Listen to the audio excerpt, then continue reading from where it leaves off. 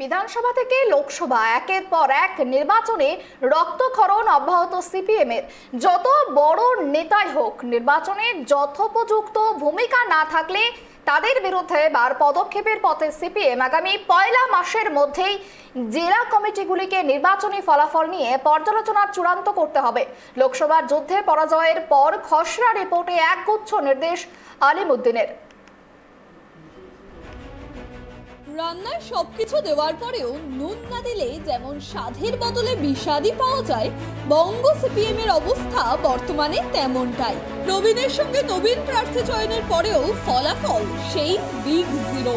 কেন এমন ফলাফল তা খুঁজতে দলীয় বৈঠকে বসেছিলেন মোহাম্মদ সেলিম, সুজন চক্রবর্তী, আভাস রায়চৌধুরী ও পলাশ দাসেরা। সেখানে তাদের পর্যবেক্ষণ, এরিয়া থেকে জেলার দায়িত্বে থাকা নেতারা সঠিকভাবে রূপায়ণ করেনি দলের কাজ।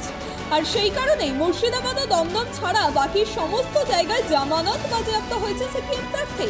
সদ্য সমাপ্ত সিপিএম এর দুদিনের রাজ্য কমিটির বৈঠকে যে মূল্যায়ন, নির্বাচনী লড়াইয়ে যে সমস্ত পার্টি সদস্য সংগঠনের কাজে সঠিক ভূমিকা পালন করেনি তাদের বিরুদ্ধে এবার কড়া ব্যবস্থা নিতে চলেছে বঙ্গ সিপিএম। প্রাথমিক যে খসড়া রিপোর্ট ট্রাইব টিভির হাতে এসেছে, সেখানে উল্লেখ করা হয়েছে নির্বাচনী সংগ্রামে যে সমস্ত পার্টি সদস্য যে স্তরেরই হোক না কেন যথোপযুক্ত ভূমিকা পালন করেননি, জেলা কমিটিগুলিকে সেই বিষয়ে খতিয়ে দেখে প্রয়োজনীয় ব্যবস্থা গ্রহণ করতে হবে। অর্থাৎ যত বড়ই নেতা হোক কিংবা যে কমিটির সদস্যই হন না কেন, ভোটের কাজে সঠিক ভূমিকা যারা পালন করেননি তাদের বিরুদ্ধে দলীয় স্তরে ব্যবস্থা নিতে চলেছে রাজ্য কমিটি। শুধু তাই নয়, পার্টি অফিসে বসে যারা নেতাগিরি করেন, এলাকায় যান না, সেই সমস্ত নেতাদের সতর্ক করে রাজ্য নেতৃত্বের নির্দেশ, পার্টির সদস্যদের একটা ভালো সময় জনগণের অভ্যন্তরে যেতে হবে। শুধুমাত্র পার্টি দফতরের মধ্যেই নিজেদের সীমাবদ্ধ না রেখে এলাকায় জনগণের মধ্যে সময় ব্যয় করতে হবে। রিপোর্টে উদ্বেগ প্রকাশ করে বলা হয়েছে, পার্টির সদস্য ও এজি সদস্যের বড় অংশের নিষ্ক্রিয় ভূমিকা ছিল নির্বাচনের কাজে। একাংশ যান্ত্রিকভাবে কাজে অংশ নিয়েছিলেন। একের পর এক ভোট যুদ্ধে পরাজয়ের পর হতাশা গ্রাস করেছে গোটা সিপিএম পার্টিতেই। গোড়ায় গলদ কোথায় খুঁজতে নেমে পড়েছে আলিমুদ্দিন। আর সেই প্রক্রিয়া শুরুতেই নির্বাচনে দলের কাজে যারা সঠিক ভূমিকা পালন করেননি সেই সমস্ত পার্টির সদস্য বা নেতাদের উপর এবার খাড়া নামতে চলেছে দলীয় স্তরে। জেলা নেতাদের পাঠানো খসড়া রিপোর্টের 9 নম্বর পাতায় আশু কর্মসূচিতে বলা হয়েছে, আগামী 1 মাসের মধ্যে জেলা কমিটিগুলিকে নির্বাচনী ফলাফল নিয়ে পর্যালোচনা চূড়ান্ত করতে হবে। বিধানসভা ভিত্তিক ফলের বিশ্লেষণের ভিত্তিতে এই পর্যালোচনা করতে হবে। জনগণের সঙ্গে গুরুতর বিচ্ছিন্নতা রয়েছে পার্টির, এটা বিবেচনায় রেখে পর্যালোচনায় জনগণের চাহিদা ও মনোভাব নিয়ে আলোচনা করতে হবে। জনগণ কোন বিবেচনায় রায় দিয়েছে তা বোঝার চেষ্টা করতে হবে জেলার নেতাদের।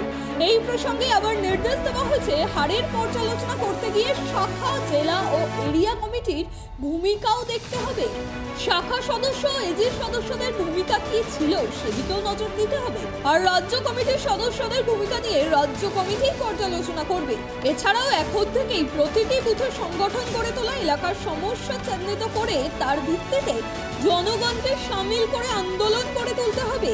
এদিকে খসড়া রিপোর্টে স্বীকার করে নেওয়া হচ্ছে, বহু ক্ষেত্রে তৃণমূল বিরোধিতায় যত জোর করেছে বিজেপি বিরোধিতায় সেভাবে জোর করেনি। প্রচারে বহু ক্ষেত্রে শ্রেণী দৃষ্টিভঙ্গির অনুপস্থিতি ছিল।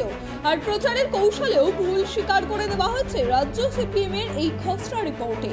বলা হয়েছে, বাইরের প্রচারের দিকে জোর পড়েছে, কিন্তু বাড়ি বাড়ি যোগাযোগে ঘাটতি রয়ে গিয়েছে।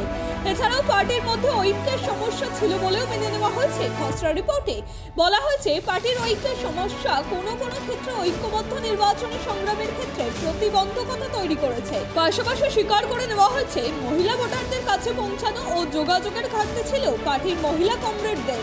লক্ষ্মীর ভান্ডার, স্বাস্থ্য সাথীর মতো সরকারি প্রকল্পের সাফল্যের কথাও কার্যত মেনে নেওয়া হয়েছে সিপিএম এর এই খসড়া রিপোর্টে। ত্রয়ন চক্রবর্তীর রিপোর্ট, ট্রাইব টিভি বাংলা।